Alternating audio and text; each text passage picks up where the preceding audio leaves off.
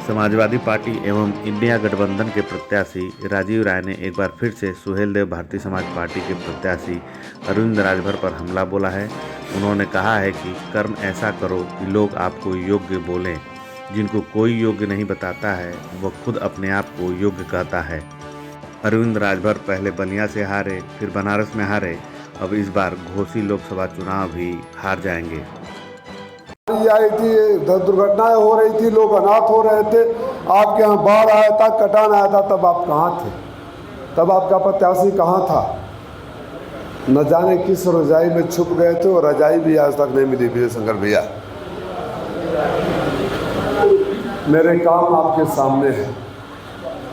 एक बयान दिए जिसमें उन्होंने कहा है कि पूर्वांचल में 28 सीटों में सबसे योग्य अपने आप को बताया है। उस पर क्या कहना चाहिए? जिसको कोई योग्य नहीं बताता खुद अपने आप को बताता है। बलिया से हारे, बनारस गए, बनारस से हारे, यहाँ गए, तो अपने आप को योग्य कौन बताता? कर्म ऐसे करो कि लोग आपको योग्य समझे और योग्य बोले। मोदी जी बोल रहे हैं कि वोट याद हो रहा है, इंडिया गठबंधन के लिए वोट याद कर रहे हैं। अब उनका दिमाग उससे आगे सोचना बंद कर दिया है। कुछ दिन पहले कुछ और बोल रहे थे। जैसे जैसे चुनाव का आखिरी चरण आएगा, आप ऐसे और इससे भी नीचे गिरे हुए बयानों की अपेक्षा कर सकते हैं।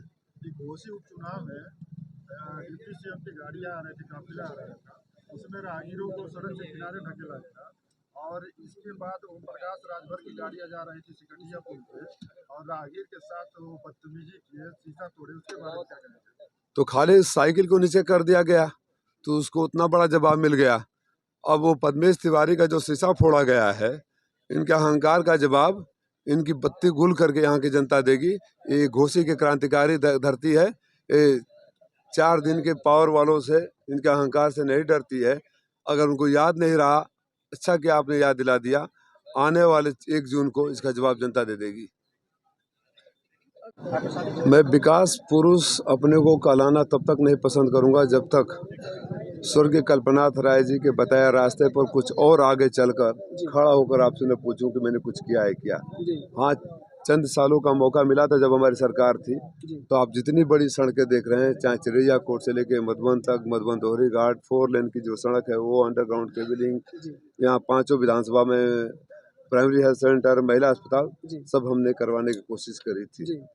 और विकास आगे क्या करेंगे, मैं तब से यही कह रहा हूँ जो आप सवाल मुझसे पूछ रहे हैं। पत्रकार साथियों से भी यही निवेदन करता हूँ कि जब मंत्री जी के पास या प्रत्याशी जी के पास जाएं तो ये मत पूछा करिए कि आप बैल हैं, कि आप गाय हैं, कि आप तोता हैं। बहस इस बात पर होना चाहिए कि आपने अब तक घोसी के लिए क्या किया है और जीत जाएंगे तो क्या करेंगे। ये बुनकरों का इलाका है, ये किसानों का इलाका है, यहाँ के ये बेरोजगार नौजवानों का भी इलाका बन गया है। देश में 1 लाख किसान हर साल आत्महत्या कर रहे हैं, भुखमरी के कगार पर पहुंच गए, और हमारे बुनकर भाई भी उसी हालात पर चले गए। जैसे बिजली का फ्लैट रेट खत्म कर दिया गया, पासबुक सिस्टम कर दिया गया, जीएसटी लगा दिया गया, जरी का काम ऑलमोस्ट बंद हो चुका है ना। यहाँ के मजदूर पलायन कर रहे हैं।